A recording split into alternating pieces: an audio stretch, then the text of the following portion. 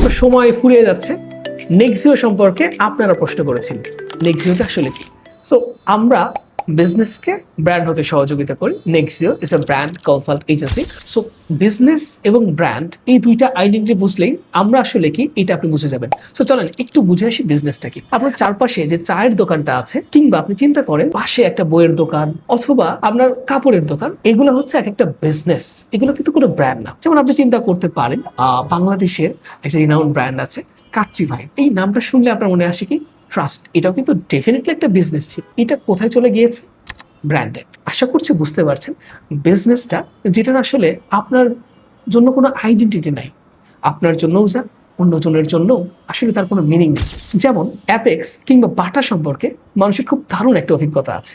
So এই যে নতুন কোনো মানুষ সে অ্যাপেক্স বা বাটাকে যেভাবে সেলিব্রেট করে, নতুন একটা জুতার কোম্পানি বা নতুন একটা জুতার দোকানকে ওভাবে সেলিব্রেট করে না, বিকজ ওইটা হচ্ছে বিজনেস।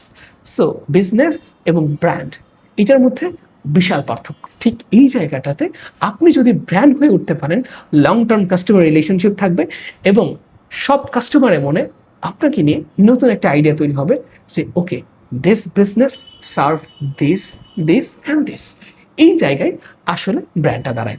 সো এই যে বিজনেস থেকে যে ব্র্যান্ড হবেন, এটা আসলে কিভাবে হবেন, এই জিনিসটাই আসলে নেক্সিও আপনাকে হেল্প করে।